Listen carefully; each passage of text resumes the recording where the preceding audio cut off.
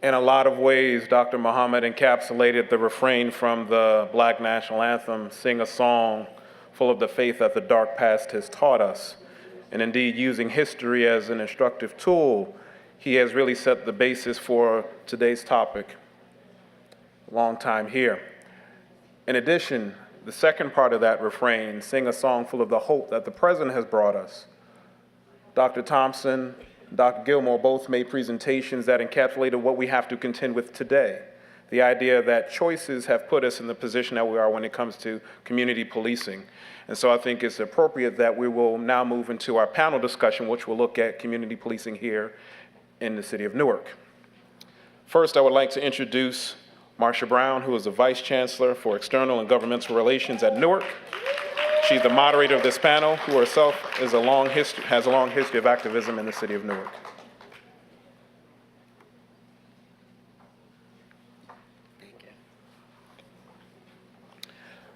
Our first panelist will be Junius Williams, a name very well known in this town. He is a nationally and internationally distinguished lawyer, community activist, education advocate organizer, writer, and most recently the author of Unfinished Agenda, The Journey of His Life in the Era of Black Power. He is currently the director of the Abbott Leadership Institute at Rutgers University-Newark and the chairman of the board of Newark Celebration 350. Following Junius is Deborah Jacobs, who is the former executive director of the ACLU, New Jersey. Ms. Jacobs helped build the organization into one of the state's most effective civil rights organizations, securing major victories in stopping racial profiling, lawsuits, and seeking an end to discriminatory police practices. Next on the panel is Larry Hamm, another notable member of the city. Larry is the chair of the People's Organization for Progress and has been called a relentless advocate for African-American people and the cause of human rights for more than 30 years, including the struggle for quality education, employment, health care, and against racial profiling and police brutality, amongst others. Last on the panel is Victor Monterrosa, who will be sitting in for Mayor Ras Baraka. Mr. Monterrosa is a community partnership organizer at the Ironbound Community Corporation, and he is the representative of the ICC on the Civilian Complaint Review Board. Welcome to our panel. I just want to say ashe, right? Can we say that? I mean, this morning's speakers, this afternoon's speakers, I think have inspired us and hopefully ignited us to want to be part of the choir that was spoken about. How many people want to be a part of the choir? Just say ashe. So our time really has been cut short a bit, so I want to acknowledge that. And one political bit of housekeeping is that we will not have Q&A with this great panel of people. You have to talk to them afterwards. What we're going to try to do is tease out the most important information that relates to this, what I think Clem would call the context of looking at or getting the benefit of the power of memory, the power of space, and the power of history. And I think that this panel represents all of that. Collectively, the years that they have been laborers in the vineyards of Newark. We could tell that by Junius's hair. And I want to thank all of them really for making themselves available for this space. I'm not even sure that collectively they've been in this space before altogether. I attribute that to the supernatural power of Clem Price. And I know, yes. And I know that Deborah, really want to thank her for coming all the way from Seattle. She actually biked here. So I want to get started. And first of all, I want to acknowledge two great women who are here, who are the widows of two great men in Newark, our crown jewels, Pat Curvin and Mary Sue Price.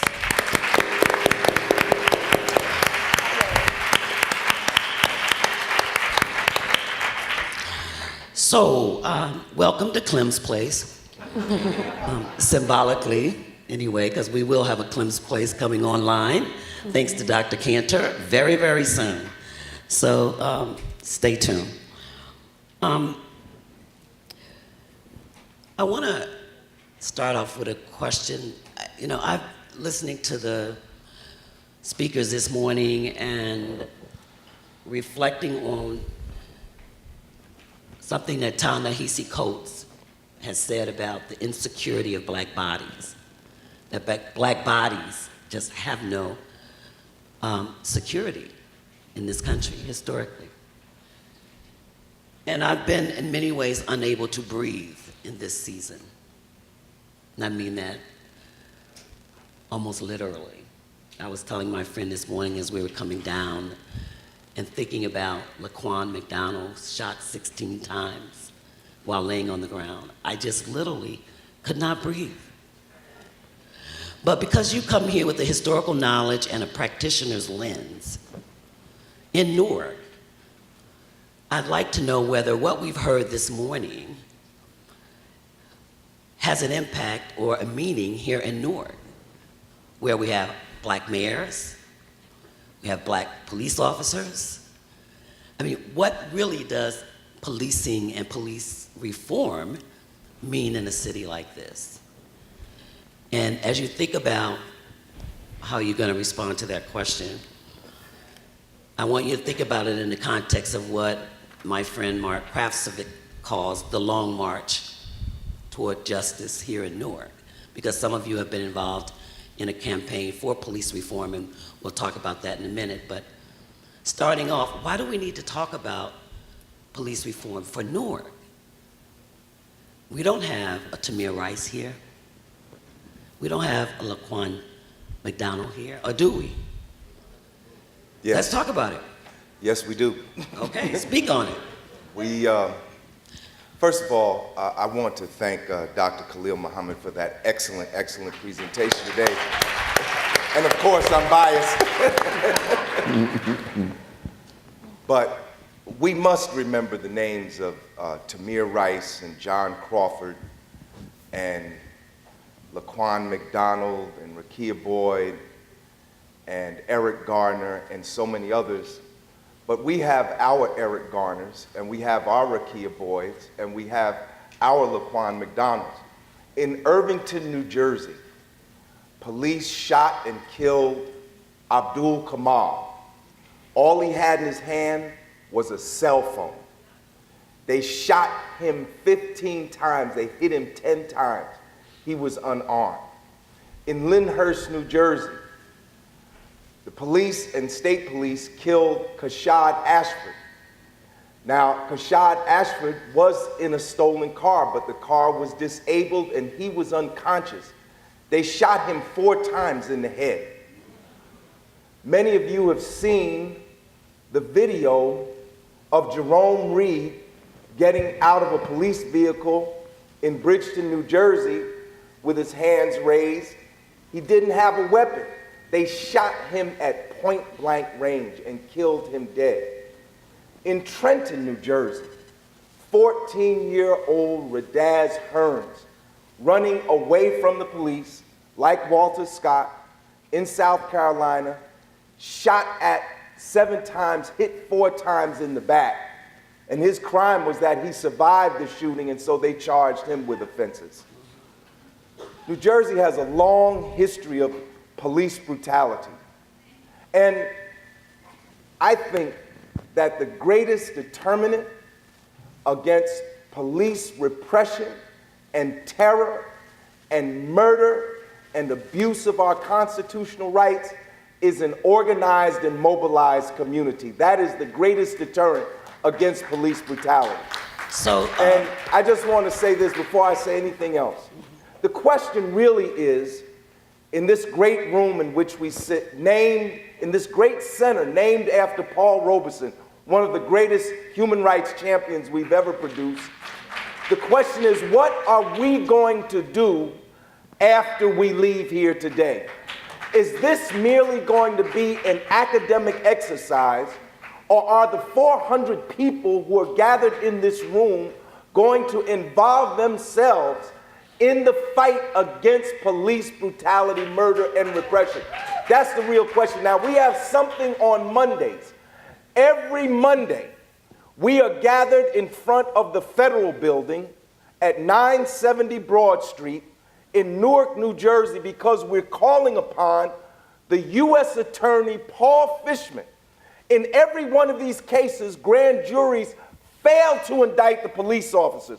And we need to do away with the grand jury system because it doesn't bring about justice for our community. So Larry, that's a good point. In every one of these communities, in every one of these situations, they did not indict the police officers. So we're every Monday at 4:30 in front of the federal building, calling upon U.S. Attorney Paul Fishman to launch civil rights investigations into the deaths of Abdul Kamal, Jerome Reed, Radaz Hearns, and Kashad Ashford. And we need you out there because they're not going to take action unless they know that we want action, and we're going to do whatever is necessary to bring about and that so action. Larry, I won't say anything else today. So Larry, that must have been the reason why Paul Fishman refused our invitation for him to come. But that's okay. But this is a good segue to go to Deborah to talk about, and also Junius, because we really want to talk about this long march. I mean, how do we get from there to here? And I know, Deb, you spent a lot of time, your efforts as the head of the ACLU New Jersey, looking at policing practices in Newark, and talk about what that investigation resulted in. Well, I was really asked to talk about the background of how we got there, and so I'd like to touch on that a little bit. The ACLU, since the uprisings, had tried all kinds of different things to bring police accountability, from lawsuits to providing training to police to trying to collaborate at the table to community organizing. And basically, in Newark, nothing really changed. And I think, you know, I've always pondered why it is that we don't have, and Larry just didn't name a specific Newark case. There have been plenty of deaths in custody in Newark, but I think that the apathy towards the community affects what the news covers. And one of the things I love most about POP, and that makes me a proud member of POP, is that no one steps in for the families of police brutality victims the way POP does, and brings it to the public, provides support and love, the full hug. When Cory Booker came in, I guess 2006, and we knew from his experience, it was documented in Street Fight, that he himself had a lot of problems with police in terms of running his campaign and stuff. So we were full of hope that we would see some reform. It was promised to us. We came to the table and we spent 4 years trying to negotiate for really quite minor policy shifts and policy changes. And all we got during the era that McCarthy was there was the slow walk. And I was interested to see, a reporter sent me some of Cory Booker's new biography talking about this time. And in it, he complained that we went to the feds, straight to the feds, but in fact, we spent 4 years trying to play by the rules.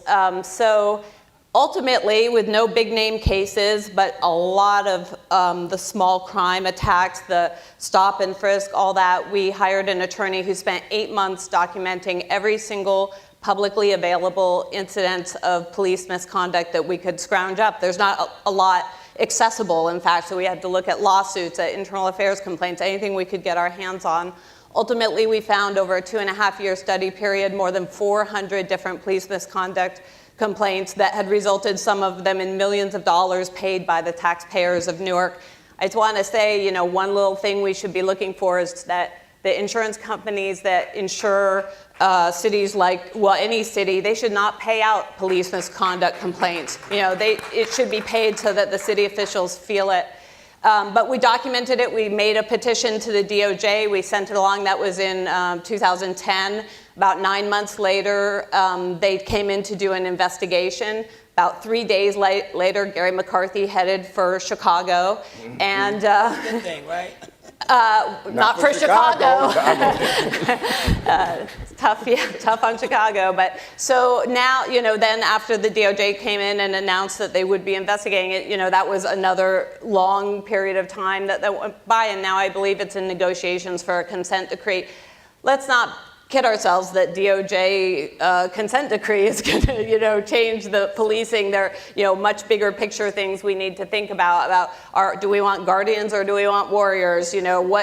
What kind of system are we going to have? It's all about over-criminalization, not just over-incarceration. So I do think that having a DOJ presence can help for some time, but as we know so well with the New Jersey State Police, they come, they go, things slide. So that's sort of how we got where we are. Are we currently under consent decree? It's not in effect. It's not in effect yet. It's not in effect. It's Meaning not they in haven't effect agreed yet. on what The new monitor, policy. the monitor is yet to be put in place. The decree I believe, has been drafted, but it's not in effect because the monitor is not in place. But there will be a monitor in place, and the decree will be put into effect. I want to talk about how, what that means, and talk to you, Victor, about your role on the Civilian Complaint Review Board, but I need to get Junius in here to also talk about this long march, because I know you love Junius, right? Okay. He has lots of fans here today. Can you talk a little bit about your experience in working around this issue of police reform, particularly anti-police brutality issues? I know you and Larry worked on a lot of that together, but in CUP, say what that was and tell us a little bit about that. Well, this whole struggle goes way back.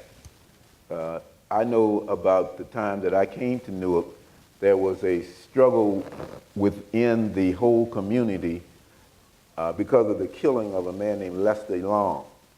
And Lester Long was shot in the back of the head by a policeman, and that policeman who was done that eventually he sued CORE because he said he was slandered. Now, the mayor at that time had said for many years that there was no real police brutality, and there was a problem in the community. It was a perception, was a misperception, and he put into play what he called the Newark Plan, which was to bring policemen to be educated and to have civilians do things like ride in the police car with the police when they were going about. But it didn't do anything to change the nature of power. The policeman has the most power that we are going to be in contact with most of us. Because you're in the street, the policeman's in the street, he's got a gun and a badge, so he has a license to use the gun. That's the power interaction that we get from most people in the community. Now, you want that when the policeman is doing the right thing. If there is somebody doing something that's wrong, yes, the policeman should have the power to do that. But it's the discretionary power of the policeman that we have trouble with. When he or she decides that I want to do more and do whatever I want to do.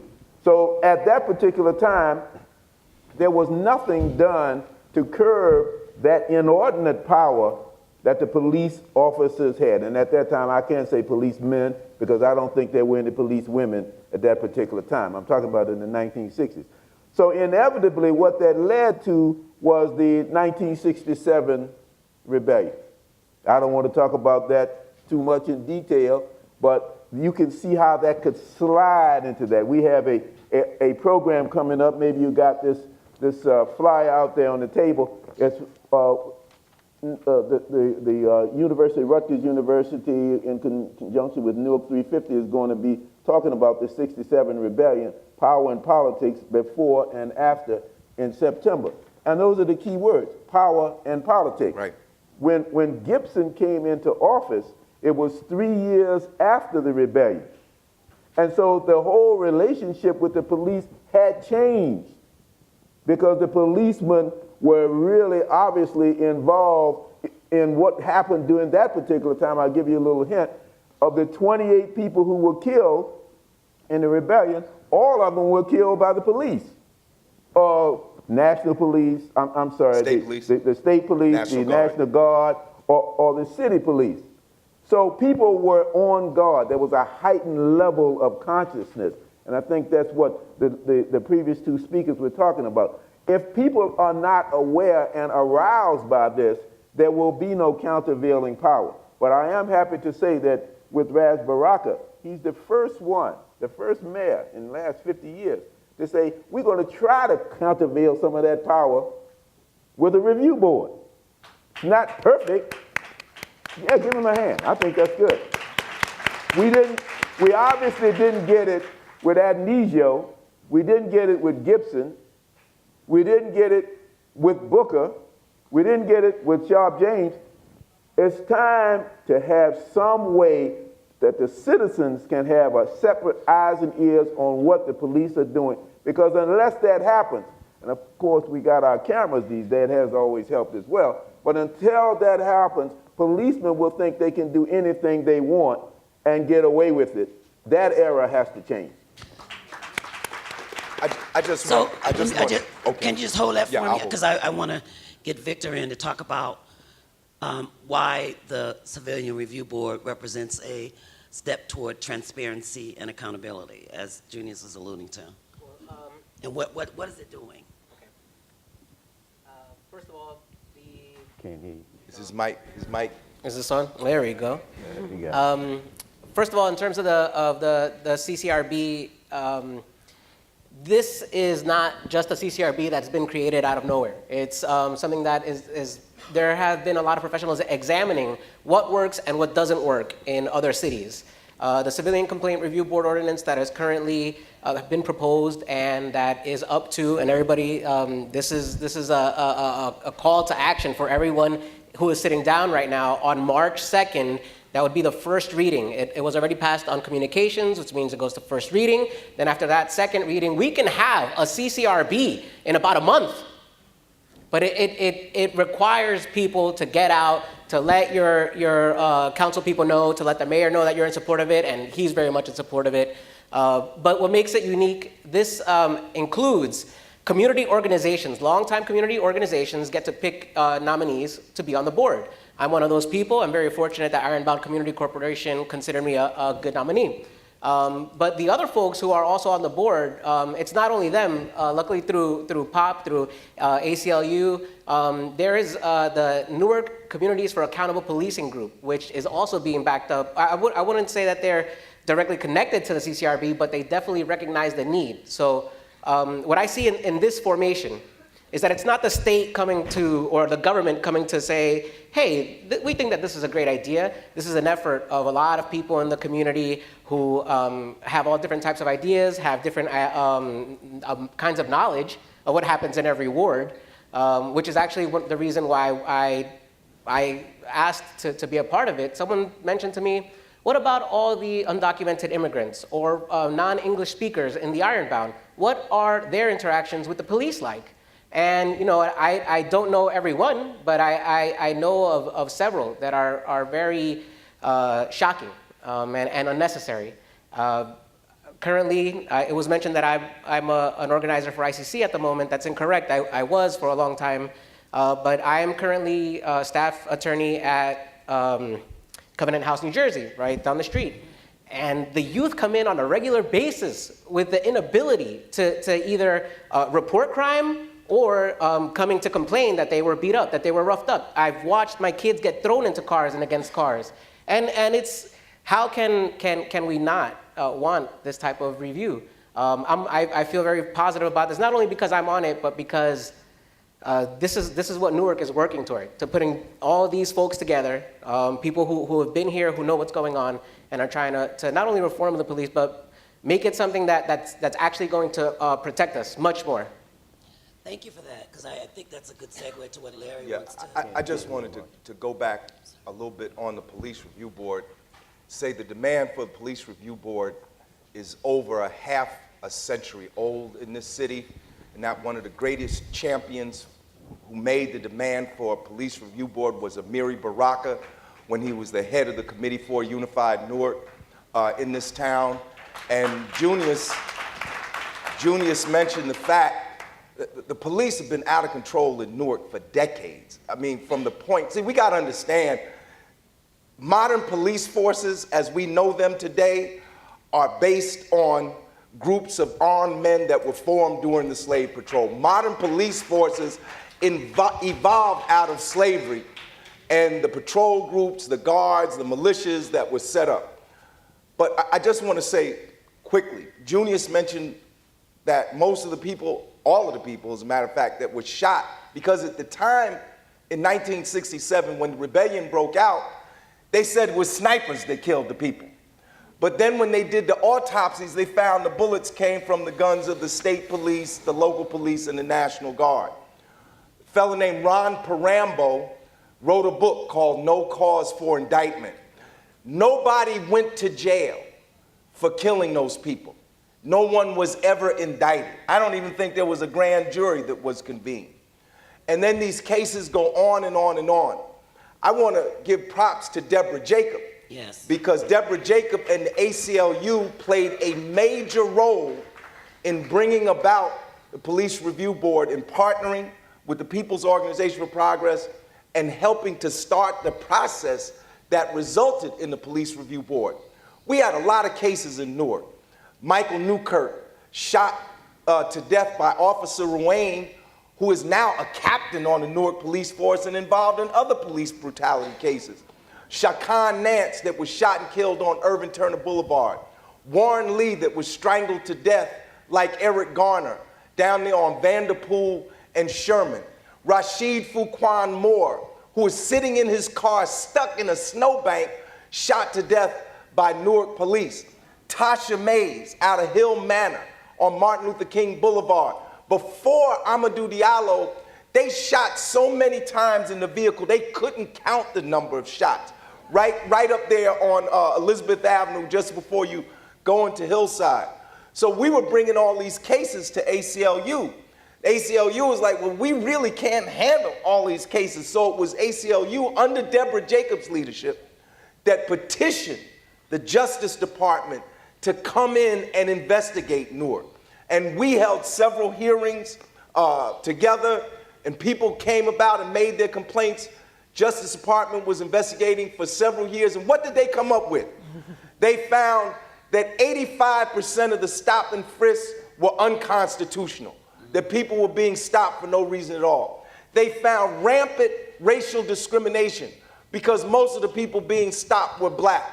They found, yes, the use of excessive force and corruption, that the drug and gang units of the police force were taking the drugs and the guns and selling them themselves.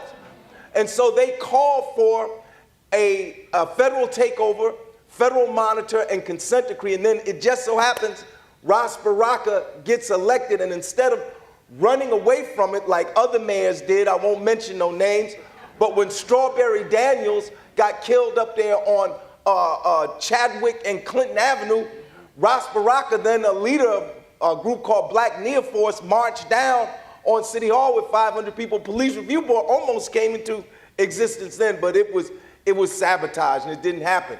But Ras Baraka embraced the Justice Department findings and in April signed the first executive order in the 350-year history of the city of Newark, creating a police review board.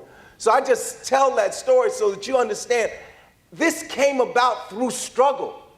If people hadn't stood up and fought back, there would be no police review board. There would have been no Justice Department investigation. And that's what you have to do. We have to stand up and fight back. And it's not just against police forces. It's against a police state that is coming to existence in the United States of America, subverting the rights of all the citizens of this country. And if we don't get a handle on this unbridled police power, we're going to find ourselves not in a police state, but under fascism. And we won't, none of us will want that. I want to put a colon on that point because I want to go back to something that Dr. Cantor said. Maybe we should just have an organizing session right now. Just start organizing, folks. Really, I mean, given this history and a lot of the killings, Larry, that you mentioned, I know I've been in Newark for over 30 years. I didn't know about it. So, I mean, one of the questions I think that's really critical is how do you message? How do you get this out to people? They can't be organized if they're not educated. And so what are we doing? What are the activists? What is the Civilian Review Board? What is POP doing? What is NCUP? What is NCAP doing to try to get that message out there. That Deborah and them really started by forcing the state to be accountable for what the police are doing. Well, we have to realize that we live in a time where media is so important. That's why I have a group called the Youth. Can you hear me? It's on. Move a little bit. I said we live in a. Can you hear me now? Yep. We live in a time where the media controls the message, and oftentimes is the message itself. So we have to take some steps to educate, like the young people who came here today. Sorry, they couldn't stay for the whole thing. We have another group of young people here in Rutgers called a Youth Media Symposium, and we teach them about the power of the media to bring a certain kind of message, and that they ought to be able to examine what's truth and what's false, and that they be able to use those same cameras, like we see here, to tell their story.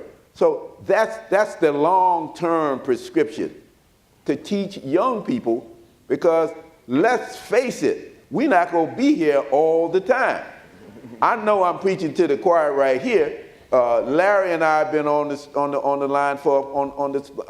freedom line for a long time, and I don't know how much time he's got left. His voice still strong. Mine is not as strong as his because I'm older than him. But we have to begin to teach another generation, and I don't mean just to go out and raise what we call hell by just doing demonstrations, but to understand what the opposition is. Let me just show you this letter and see if you find some kind of familiarity. This was written by somebody named VJR in 1966. First of all, he or she did not have the guts to put his name or her name on it, but this was written, and we got this from investigating during a project that I'm involved in called The North. You're going to find out more about that. So this is what he or she said to Dominic Spina, who was the director of the police at this time, when the issue of the police review board came up and the mayor turned it down. Relative to the attached clipping, I wish to personally congratulate you on your firm stand in the matter of not yielding to their demands. It's about time that all of us unite against the dictates of this and similar organizations. Couple other sentences. They have developed a complex of superiority, and we are responsible, and they will stop at nothing to achieve their ridiculous demands. They should not expect to gain in a day what has been denied them in a century. They recognize that something bad happened. But you can't get it all. Adjustments will be made, but it takes time. Come on, fellas, what are you waiting for? They must also be made, and here's the key part. This is what I want you to think about for today. They must also be made to understand that if they are disliked for one reason or another, so are we, the white people, for what they should or should not be doing. Reverse discrimination. The concept of reverse discrimination has been out here for a long time. Last sentence, I'm going to stop, Marcia. This is an area in which many law enforcement agencies have been derelict in their duty to make arrests and prosecute when the law has been violated, as in the cases of New York and California. The problem became bigger and more serious as a result. Stop them immediately, show them you mean business, and the problems will be lessened, I am sure. In other words, show them no mercy. That's what we were up against then. That's what particularly young people are up against now. Now you got to understand that. Before you go out and do something, analyze what your opposition has in store for you. That's the message that we need to bring to our young people so that they can go forth intelligently and strategically to make the kind of changes we all want to do. MARCIA? Yes, Deb?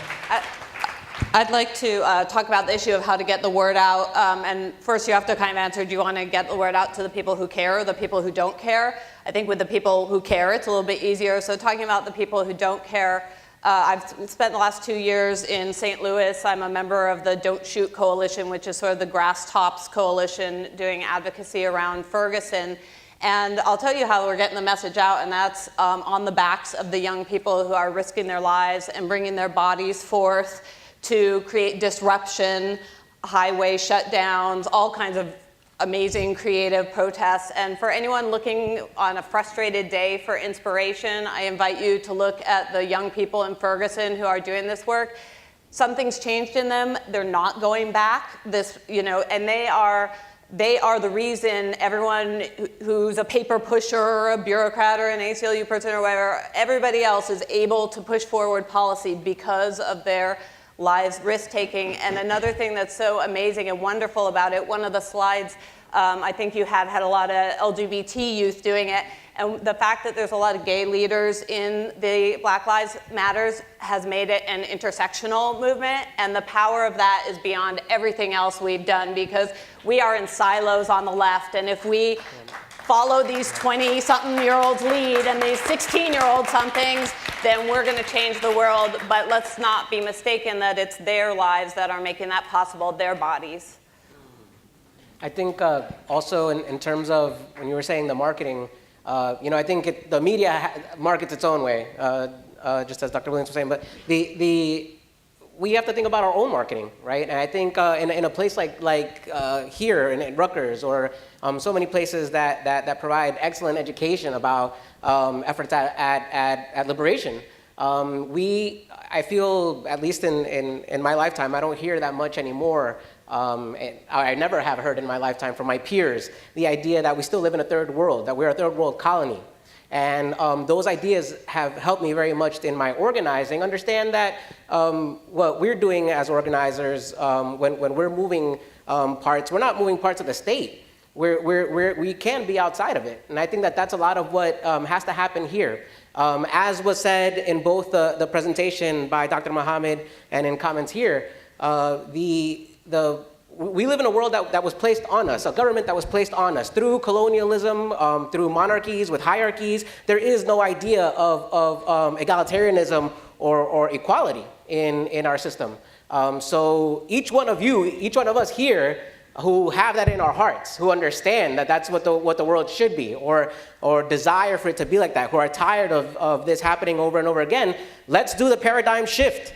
We must step outside of these, a lot of these structures that are controlling us, and instead take it into our own hands by saying, okay, yeah, I'll show up and make sure that I put pressure on the political structure. Even though it represents me maybe in race or in class, we should still feel that the state itself can be very much, it's malleable and it can be changed by us. Before everyone leaves, I'd really like to give everyone a flyer, because NCAP wants to do exactly this. For anybody who wants to call themselves an organizer, and I put myself to the same standard, if you're not doing door knocking, if you're not talking to your brothers and sisters, if you're not going to their churches, if you're not telling the schools, if you're not telling your doctors, your lawyers, your brothers, your sisters, your aunts and uncles, you're not organizing. Get out there, get the word. We can make a change now. Well, let it not be said that MTW or Rutgers University-Newark will not harbor those who are politically organized.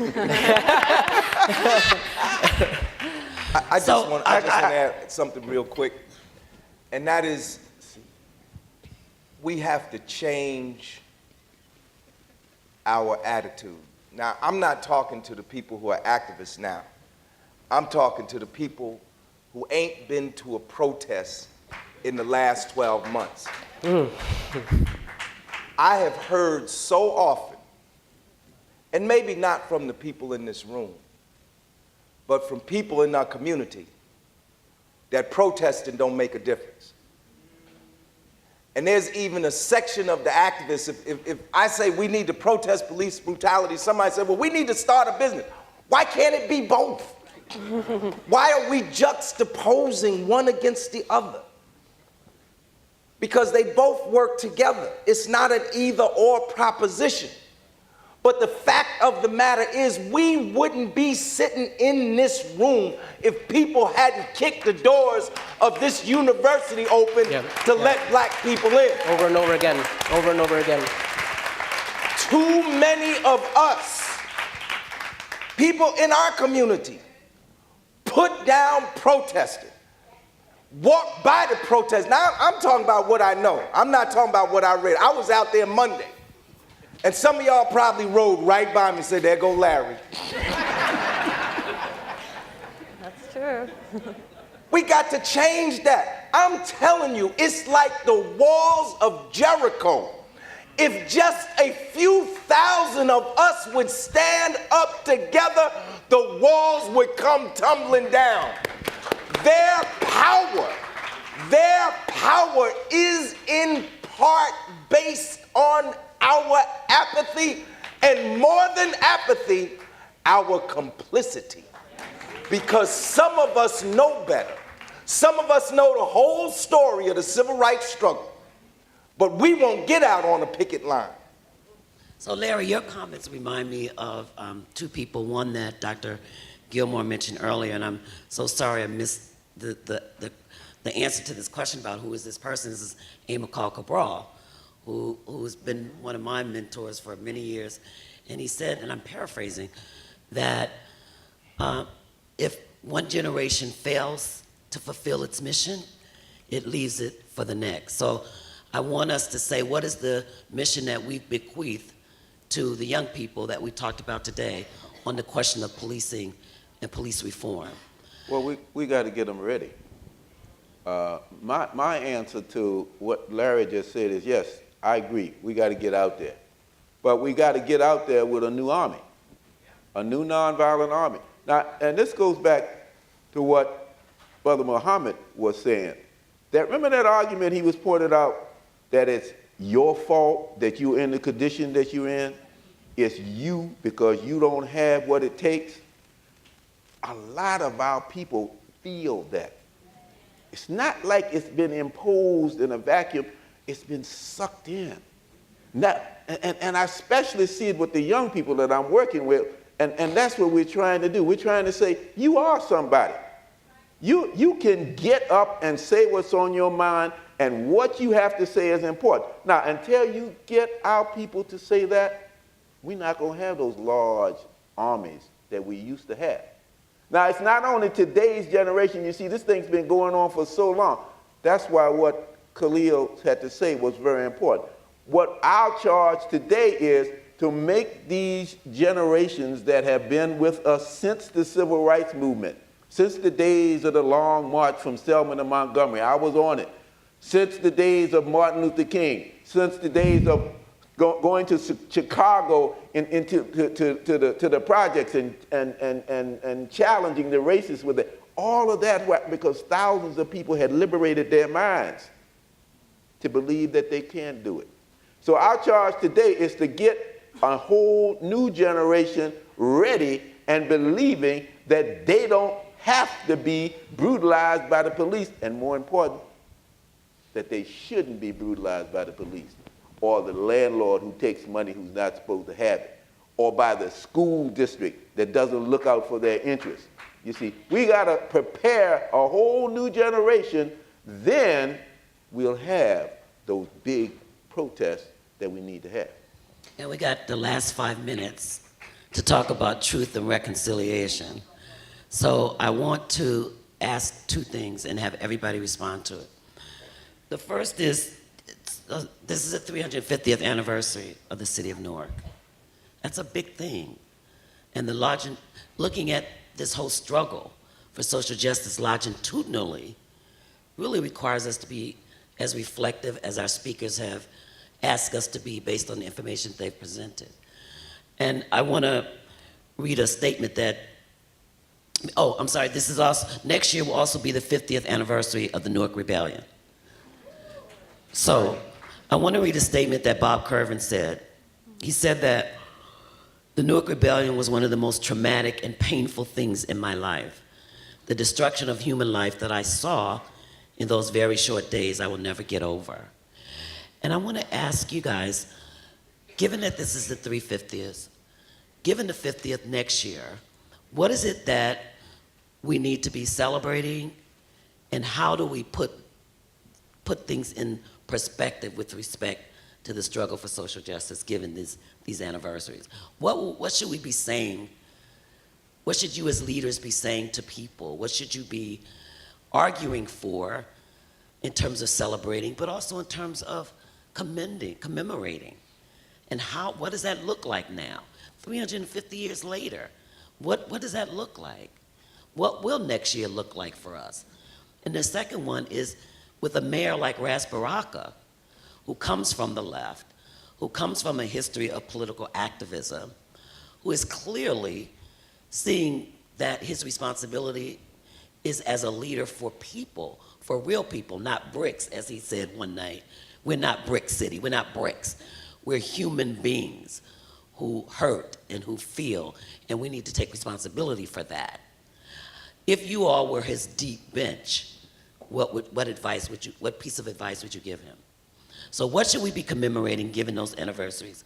And what piece of advice would you give our great mayor of this great city as he tries to take it toward another level of human development?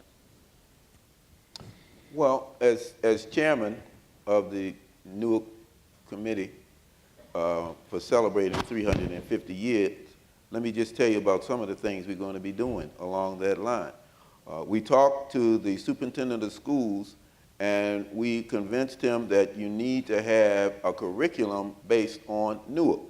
So the young people are going to be studying Newark, and they're not going to just be studying when the Puritans came down the river and landed on the rock. They're going to be studying things like this, because we have people in the room who are helping to prepare that curriculum. That's going to be an ongoing legacy. We've got, and I'm sorry I don't remember the school's name, but one of the charter schools is going to be doing a program featuring the poetry of Amiri Baraka. And it's going to be televised, and it's going to be taken to one of the film shows in New York. So we're doing a lot of progressive things to let people, remind people that we are a city who has come from one place and we're going to another. But in the meantime, we got an opportunity to celebrate who we are right now. And what is your advice to Mayor Baraka? My advice to Mayor Baraka is to keep doing the things that he's doing. I mean, I like what I think what we can do to help him is very important. We need to be about studying what he's studying. So my advice to Mayor Baraka would be to hold the course, bring more people into the conversation so that not only do we have the power, this is something I say in my book, not only do we have the power in the suites going in one direction, but we have the power in the streets coming right along with it. Okay, thank you. You know, I wouldn't pretend to I wouldn't deign to give Mayor Baraka advice. I think he's taken on a job that is impossible to succeed at, and we should all be grateful and supportive, not hold him to the fire. But the advice I would have for anyone trying to engage young people more in the movement, I think it's a tricky ground. I think it has to be mostly about listening and supporting and not saying what's worked in the past, even though that's good information. They're voracious readers, you know, because when people started from all over the country coming into Ferguson, the reaction was very skeptical. Cornell Brooks, a colleague of many of us who's now head of NAACP, he was brand new in the job. He came to Ferguson, he got booed. Yep. Nothing personal to him. He got booed because they feel betrayed by the NAACP. The clergy who have tried to come out, unless you're a clergy and you're going to come out again and again and again and again, they're not interested. So it's really a tricky ground to walk. I think that one thing that I grew up in a different Newark than most of my mentors. Most of my mentors remember Newark when it was in a very wonderful place. My earliest memories are seeing it at the end of its decline and growing up in it. I think that two of the things that have always stood out to me about the city, and this was told to me by an organizer when I was in high school, is that the majority of us here are immigrants or the children of immigrants. And in the sense that the Great Migration brought a lot of black people up here, and several different waves of immigration brought Eastern European or Latin American immigrants to Newark. I think when I love to travel through Newark, and I have had friends in every ward, but when I go through and see how much has been built up or what exists, the type of community that is there, and even some of the small institutions that sometimes we overlook, they might not be that huge, but they're the small businesses that we go to or the churches that we've always relied on, people who you know and you love and that you're building with. I think that's definitely something to celebrate because it's the Newark that we have now. In terms of any advice for what to do in the future, it definitely is. I agree that there's no veneration almost for a lot of the long-term institutions that have done the work right now, and maybe we have a generation of iconoclasts that are just going to come up and they want to change the world over. If I don't know how to harness that. All I really know is that people love the truth and they're going to go for it. And as you said, people are reading very much. I think the internet right now is what's causing a lot of buzz. Perhaps maybe we could figure out how to get that more into people's hands, although we also need to figure out how to make it much more secure. But I mean, the key is, not even in folks who are my age, but the ones who are gonna come for the 40, 50, 100 years after, to make sure that we keep this place or make this place better and better, that it's not the place that died during the uprising, but that place that grew and blew up and set up a place for everyone who wants to come here. Good. Thank you. You ask a difficult question. On the 2 anniversaries, the first thing that occurs to me, this being the 350th anniversary of the city of Newark, that this was once a Dutch colony. It began as a Dutch colony called New Netherlands. African slaves were in New Jersey by 1624. And this city and this state had slavery until the passage of the 13th Amendment. New Jersey did not voluntarily. It was the last northern state to abolish slavery. I was just in the old Presbyterian church on Broad Street. That was an underground railroad. Yeah, it was an underground railroad, and slaves wouldn't stop in Newark. They was like, no, we going to Canada. We're not even stopping here. When Lincoln issues the Emancipation Proclamation, the state legislature of New Jersey nullifies Lincoln's power to emancipate slaves in the state. When there was a 27-state majority needed to pass the 13th Amendment, New Jersey was not in that 27-state majority. The great accomplishments over these 350 years is the abolition of slavery and then the abolition of Jim Crow and the passage of the Civil Rights Act, the Voting Rights Act, and all the other. So not just those, but all the other social legislation like Medicare, Medicaid, that was also passed during that time, and so on and so forth. But what remains is racial inequality. Black people are still racially oppressed, and the inequality that has existed and that is based on our enslavement, that paradigm still is in place today. The superordinance of whites and the subordinates of blacks. That still exists.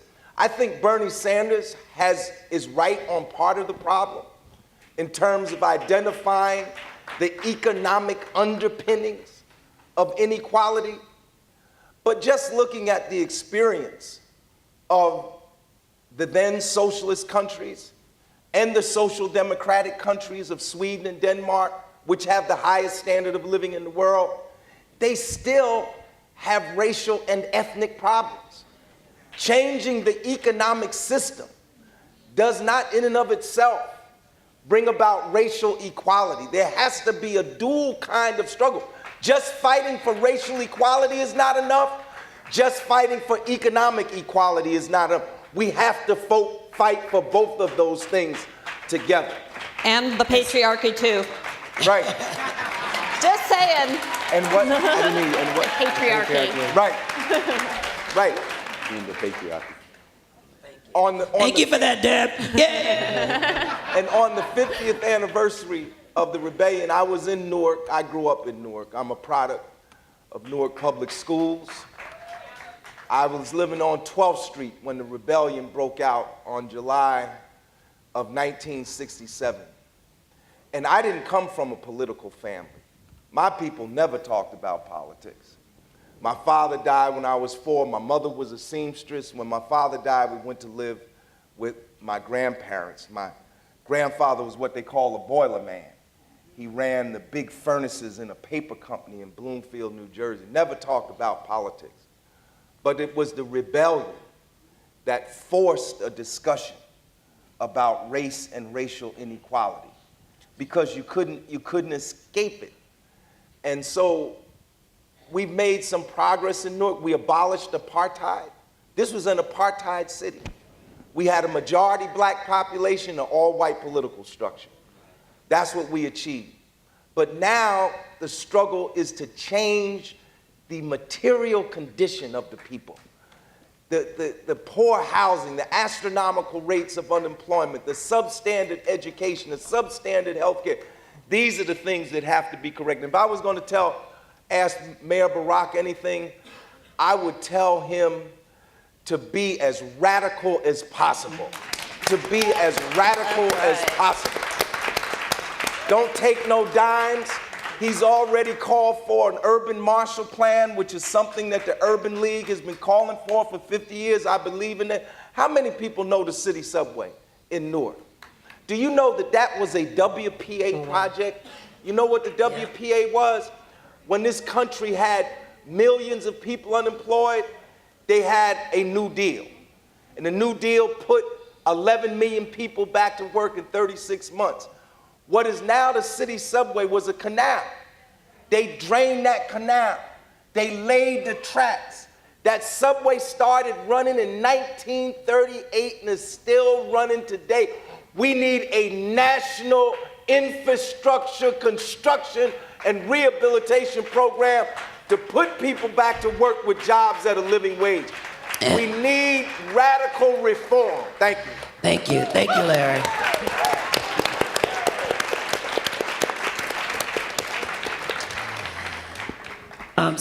Professor Hamm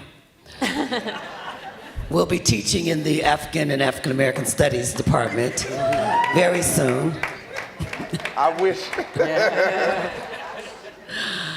So they're trying to shut us down. I'm sorry, it's so much to discuss, and it's just been such a richly textured day, right? So let's thank Dr. Gilmore again, Dr. Thompson, Dr. Muhammad. Yay! Actually, Dr. Muhammad said he was going to sit up here with us, but I think he's glad he didn't. Tell him about that. So as we get ready to leave, Junius wants me to tell you about the Newark 350, the discussion on the 1967 rebellion, which is going to, actually this is September, right? September 30th and October 1.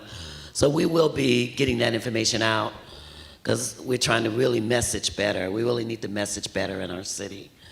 But this is a good year for us to do the stuff that we've been talking about today, especially organizing and pulling ourselves together. So those of you who are interested in revolutionary formation, meet us outside the door. Larry and Victor and Junius will be leading the congregation. And the rest of you just get out of the way. No, I'm just kidding. So listen, thank you all. Give yourselves a hand. This has been a wonderful day. Thank you so much. Thank you.